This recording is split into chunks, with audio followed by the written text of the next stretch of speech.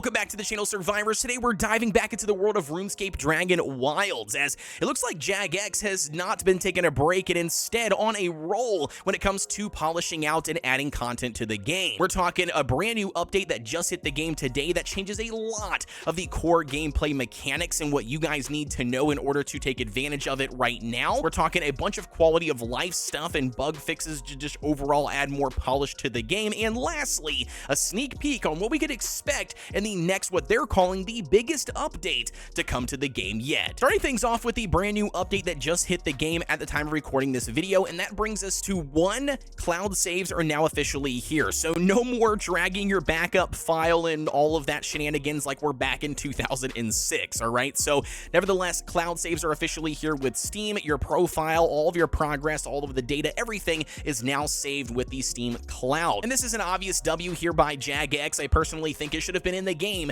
at the early access launch, but you know what? It's better late than never. Next up, and honestly the biggest core gameplay mechanic change, and that is Velgar's attacks. You guys know that Velgar's poison attacks inside of the game, well, at least pre this patch, of course, basically could penetrate through anything. Doesn't matter what base you built, how many layers you built that base upon, even if you were underneath, like, you know, some pre-built structures in the game, heck, even inside of a cave inside of the game, none of that would protect you from Velgar's poison attacks. Well, gone are those days. They have now officially patched that inside of the game and changed that major gameplay mechanic that your roof that you build will obviously protect you against these poison attacks. And this is a huge change in my opinion, and I personally believe it's a W on Jagex's part. Up until this point here, players were constantly being interrupted by these poison attacks, having to leave their base, stop their crafting, stop their grinding, whatever it is they're trying to do to avoid getting hit by the poison. Well, with that being no longer the case and your roof now protects you, this is absolutely going to change the way that you ultimately play the game.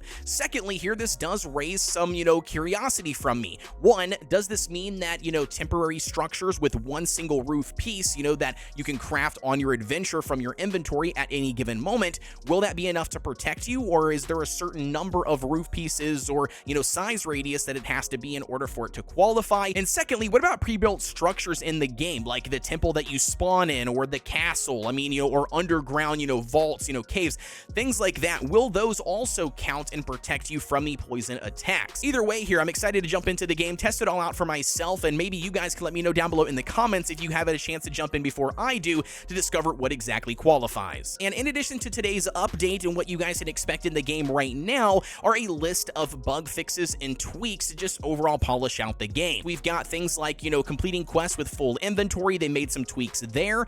They've got goblins that, specifically weren't showing up. They were invisible when they should be there for players to talk to start a side quest. We've got statics effects and immunities, all being checked out. We've got the Ash log duplication glitch now being patched and fixed. We've got the LB button working correctly now on controllers for players who are using those to play the game. We've got some experience balancing around the splinter skill being utilized to chop down trees. And lastly here, a very important one, and that is your beard no longer clips through your helmet inside of the game.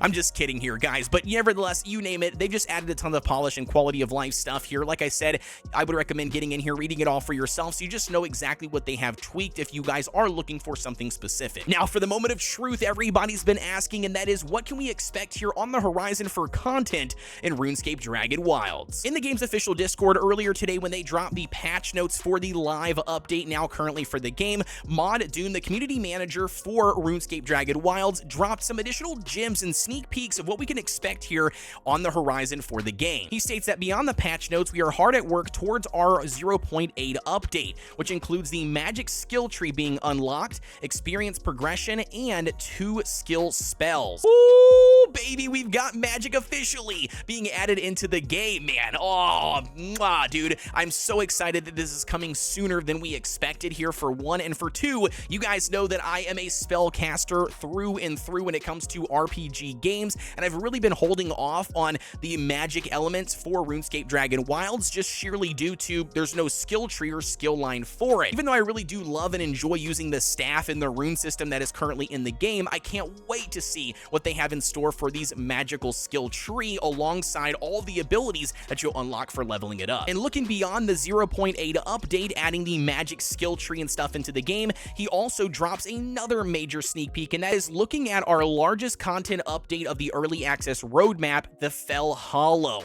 It says, now when Fel Hollow eventually launches, we originally plan to unlock one more tier of gear for you all to craft and level up with, and that is Mithril. Now he goes on to say that Mithril in, typical RuneScape fashion actually comes after Steel, and because we only have up to Iron currently in the game, that he rightfully thinks that, from a traditional standpoint, Steel should be next in line for this, and that's why he went on to say in this thing that they actually dropped a poll inside of the game's official Discord that I highly recommend that all of you guys watching this video join. I'll put the Discord link down below for you all to then go vote on which one you actually want to see next. Do they skip over Steel, jump right into Mithril, or do you want it to be more traditional speaking and then obviously drop Steel? If we take a look at the poll inside of the official Discord at the time of recording this video, which it just dropped earlier this morning a few hours ago, already has 7,751 votes, and with still 6 days left, it looks like no matter what, everybody wants to stick to the traditional RuneScape aspect and drop Steel in the next zone, which is going to be Fel Hollow. And for me personally, I'd rather stick to the tradition and keep going with Steel as well. That's why my vote was cast for Steel.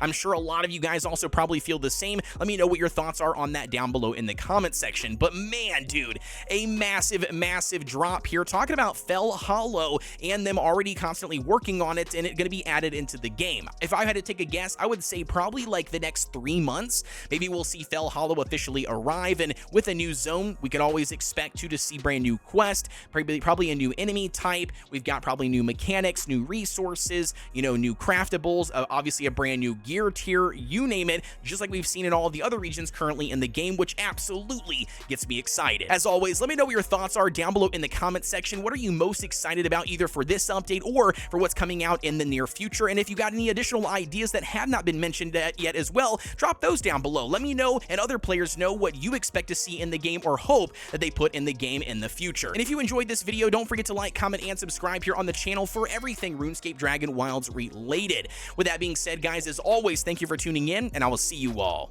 on the next one.